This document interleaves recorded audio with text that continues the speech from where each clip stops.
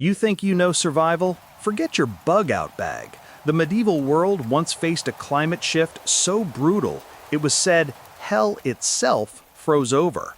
This wasn't just a tough winter, it was a social experiment that pitted lord against peasant in a horrifying contest of endurance. But who truly had it worse when their world collapsed? We're counting down the grim realities they faced.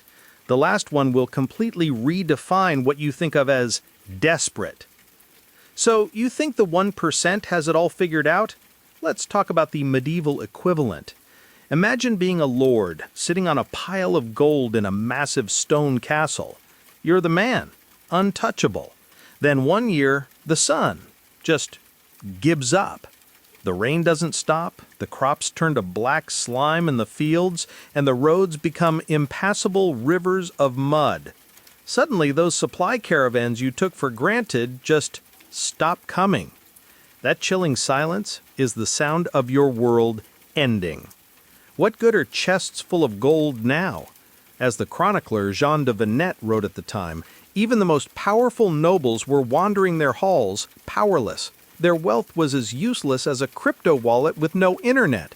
You can't eat gold. You can't burn silver for warmth when the biting cold seeps through the very stones of your fortress. Ever had that sinking feeling when your card gets declined? Now imagine reality itself declining your entire fortune. But if the guy in the castle, surrounded by useless luxury, was starting to sweat, you won't believe what was happening to the folks just outside his gate. Ever been so hungry you'd eat just about anything?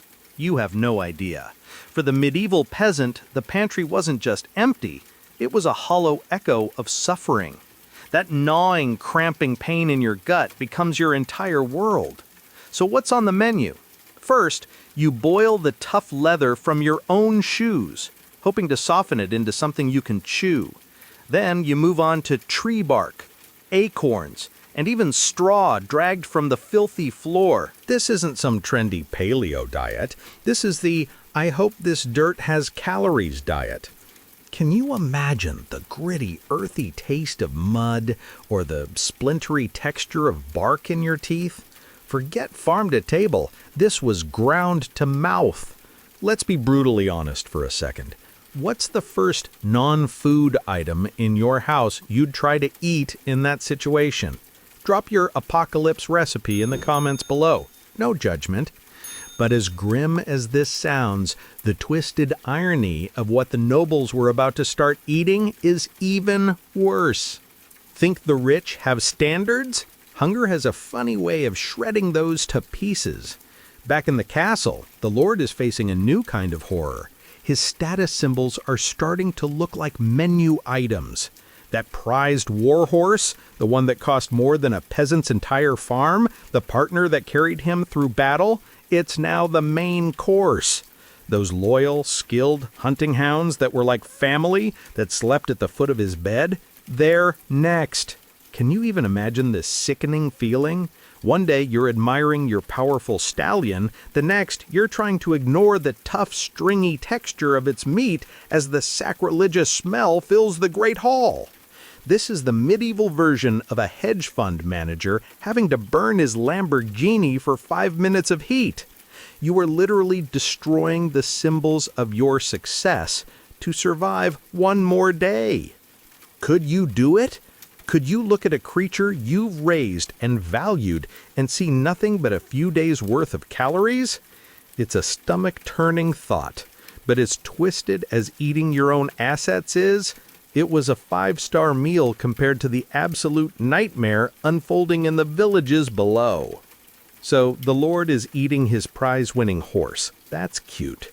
The peasants didn't even have a donkey to spare. They had already chewed through their shoes, a process that involved boiling the tough leather for hours only to produce a foul-smelling, nutrient-poor sludge. They had gnawed on every root and weed until the fields were bare. Now things get truly medieval.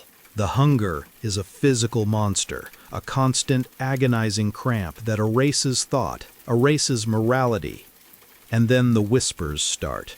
Dark rumors about neighbors who have gone mysteriously quiet, but whose chimneys suddenly have smoke coming out again. A strange, sweet smell in the air that no one dares to name. If this horrifying menu is turning your stomach, hit that like button just to prove you're still with us. And subscribe to join our survival brotherhood, because you'll need allies for what comes next. But even with humanity breaking its ultimate taboo, there was a different kind of horror brewing, a psychological rot, and it was happening back inside the castle walls. You'd think a castle would be the ultimate place to ride out the apocalypse, right? A fortress of safety. Wrong. It was a gilded tomb.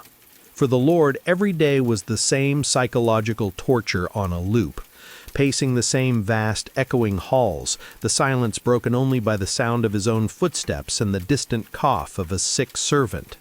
That single cough becomes the sound of doom. Is it the plague? How many more will get sick? Every guard, once a symbol of his power, is now just another mouth to feed, another potential threat. The priceless tapestries on the walls, depicting great hunts and battles, are now just a sick joke, a reminder of a world that no longer exists as they slowly grow mold in the damp, bone-chilling air. Imagine a billionaire in his doomsday bunker after the food runs out. Those reinforced walls don't feel like protection anymore. They feel like a coffin lid. But while the Lord was trapped with his paranoia, the peasants were breaking the very laws of God and man just to see the next sunrise. All right, you've made it this far. Now we're going to talk about the line that separates man from monster, and what happens when an entire society is pushed across it. When there are no more rats, no more dogs, and no more boiled leather to chew on, the laws of God and man become a distant, laughable memory. The ultimate taboo becomes the final survival strategy. We're talking about cannibalism. This wasn't a secret, shameful act by one lone madman. Entire villages, pushed to the absolute brink, turned on themselves.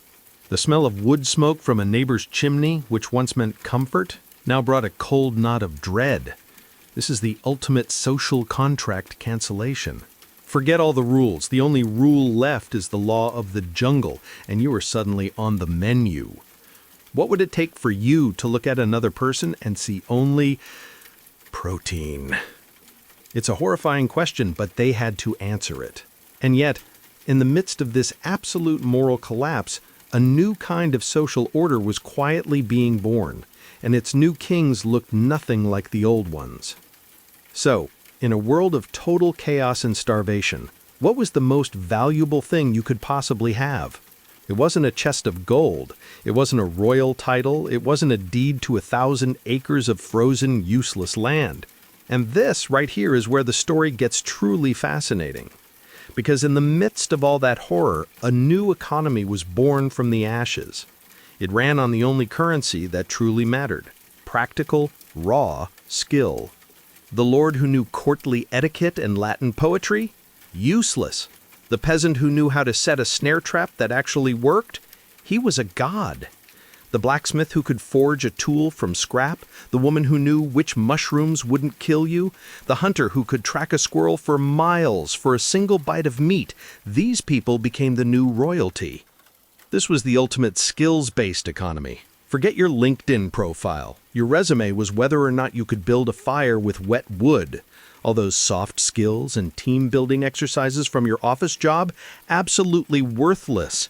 Your ability to properly skin a rabbit or salt a piece of meat for storage, that made you a king. Think about your own skill set right now. Not your job title, not your degree, but what can you actually do with your hands? In this world, would you be royalty, or would you be completely useless? This new hierarchy was born from the collapse of the old one, which brings us back to our original, brutal question. So, after all the horror, the desperation, and the grim survival, who truly suffered more? The peasant in the mud, or the lord in the castle? The peasant's hell was brutally physical, a constant grinding agony of a body eating itself, of a cold that settled deep into the bones, of the sheer visceral horror of their daily menu.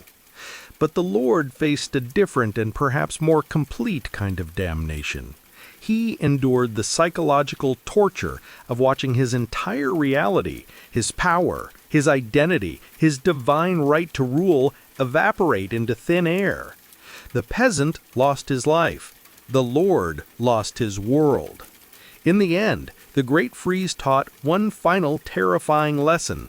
It doesn't matter how high your castle is or how much gold you have in your vault.